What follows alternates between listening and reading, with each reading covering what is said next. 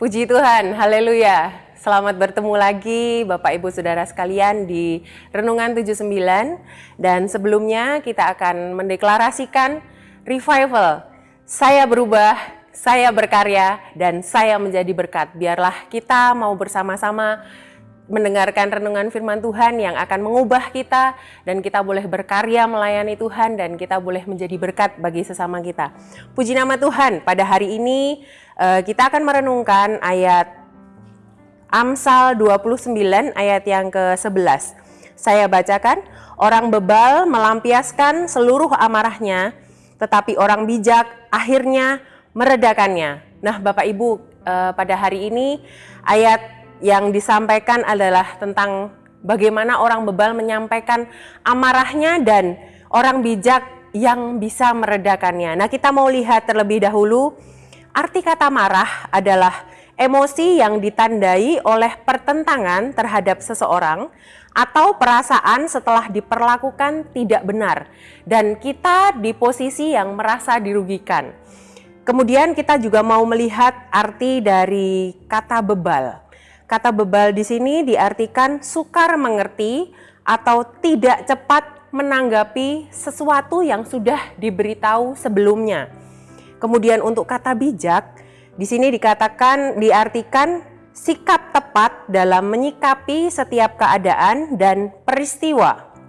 Nah, Bapak Ibu, ternyata amarah atau rasa marah itu bisa terjadi atau bisa dirasakan oleh semua orang, baik itu orang bebal maupun orang yang bijak. Nah, Bapak Ibu, kita sebagai pegawai mungkin, atau saya sebagai ibu rumah tangga yang mempunyai anak 3. Nah, ini seringkali banyak hal-hal yang tidak sesuai dengan keinginan saya. Saya menginginkan ada jadwal yang sudah disesuaikan, tetapi banyak kali anak-anak itu mempunyai keinginannya sendiri, sehingga tidak jarang juga saya menjadi marah, memiliki rasa marah. Dan juga bagi kita mungkin yang sebagai pegawai, kita mungkin tidak sesuai dengan keputusan atasan kita, atau kita mempunyai perselisihan dengan rekan kerja kita, atau mungkin kita sebagai pimpinan yang sudah menetapkan setiap peraturan-peraturan yang ada, tetapi ternyata bawahan kita tidak mengikuti peraturan yang sesuai. Nah, itu seringkali kita menjadi marah, kita memiliki rasa marah, ada rasa amarah yang muncul di dalam hati kita. Nah, saya juga melihat di terjemahan yang lain, di terjemahan sederhana Indonesia, di sana dikatakan, Amsal 29 ayat yang ke-11, orang bebal meluapkan amarah tanpa berpikir, tetapi orang bijak dapat mengendalikan diri. Kemudian di terjemahan yang lain, di bahasa Indonesia masa kini, di sana dikatakan orang bodoh marah secara terang-terangan, tetapi orang bijaksana bersabar dan menahan kemarahannya. Nah, di sini kita mau belajar bagaimana orang bebal itu menanggapi atau mengelola kemarahannya. Di sini dikatakan di Amsal 14 ayat yang ke-7, orang bebal tidak berpengetahuan. Jadi di sana dikatakan bahwa jauhilah orang bebal karena pengetahuan tidak kudapati dari bibirnya. Nah, di sini mengungkapkan bahwa orang bebal itu tidak mempunyai pengetahuan.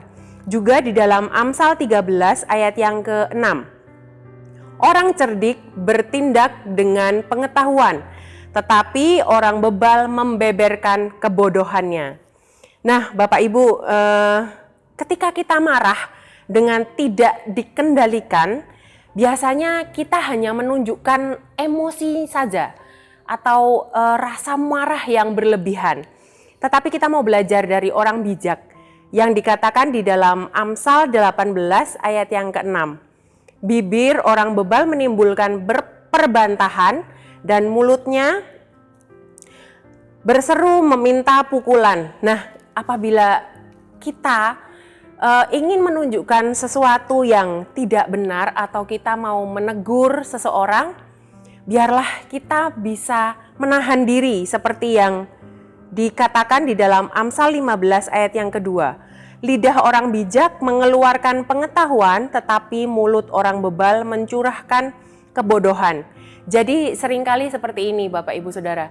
Kalau kita marah yang tidak kita kendalikan atau kita tidak bersabar, biasanya yang keluar itu kata-kata yang tidak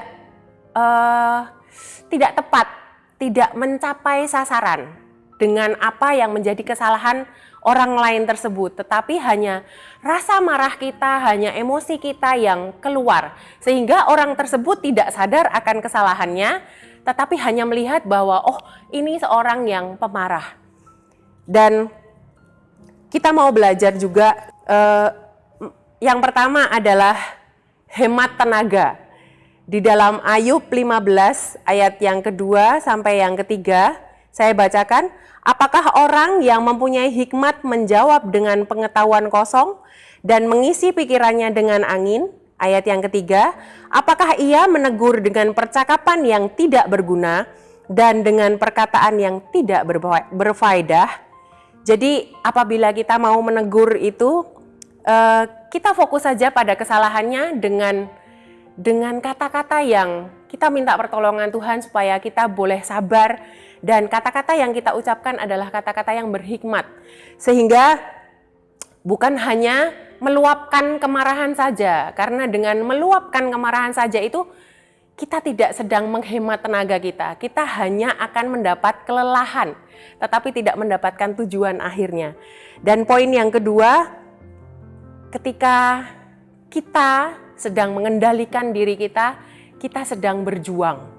Di dalam Kolose 3 ayat yang ke-13, sabarlah kamu seorang terhadap yang lain, dan ampunilah seorang akan yang lain apabila yang seorang menaruh dendam terhadap yang lain, seperti Tuhan telah mengampuni kamu, kamu perbuatlah juga demikian.